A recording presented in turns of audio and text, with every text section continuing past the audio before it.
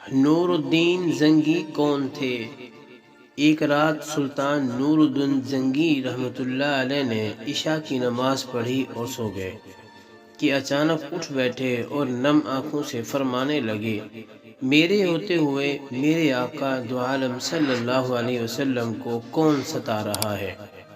سلطان اس خواب کے بارے میں سوچ رہے تھے جو مسلسل 3 دن سے سلطان کو آ رہا تھا، اور آج پھر چند لمحوں پہلے وہی خواب انہیں آیا جس میں سرکار دو عالم حضرت محمد مصطفیٰ صلی اللہ علیہ وسلم نے 2 افراد کی طرف اشارہ کر کے فرمایا کہ یہ مجھے ستا رہے ہیں۔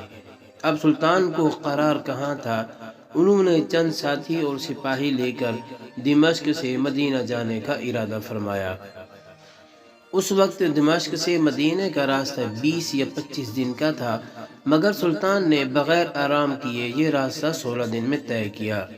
مدینہ پہنچ کر آپ نے مدینہ آنے اور جانے کے تمام راستے بند کروائے اور تمام خاص و عام کو اپنے ساتھ کھانے پر بلایا۔ اب لوگ آ رہے تھے اور جا رہے تھے، آپ ہر چہرہ دیکھتے مگر آپ کو وہ 2 چہرے نظر نہ آتے۔ اب سلطان کو فکر لاحق ہوا۔ آپ نے مدینہ کے حاکم سے فرمایا کہ کیا کوئی ایسا ہے جو اس دعوت میں شریک نہیں ہوا؟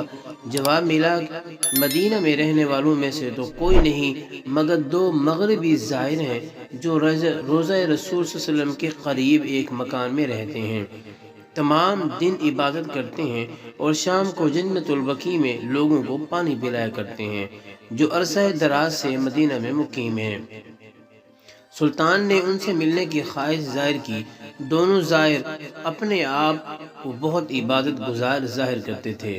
ان کے گھر میں تھا ہی کیا، ایک چٹائی اور 2-4 ضرورت کی اشیاء کہ یکدم سلطان کو چٹائی کے نیچے کا فرش لرزتا محسوس ہوا۔ آپ نے چٹائی ہٹا کے دیکھا تو وہاں ایک سرنگ تھی۔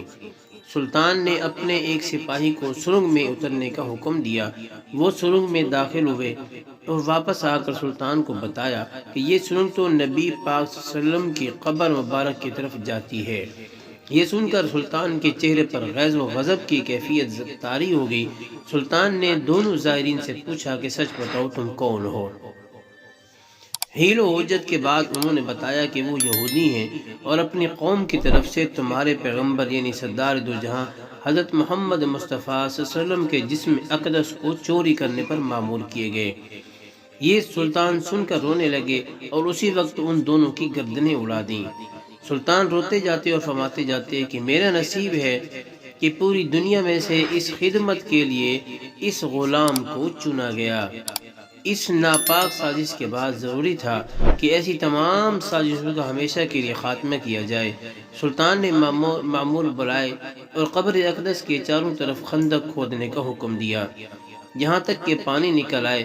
سلطان کے حکم سے اس خندق میں پگھلا ہوا سیسا بھر دیا گیا۔ بعض کے نزدیک سلطان کو سرنگ میں داخل ہو کر قبر انور پر حاضر ہو کر قدمین شریف ان کو چومنے کی سعادت بھی نصیب ہوئی۔ تحریر لمبی ہے، آپ کو پسند آئی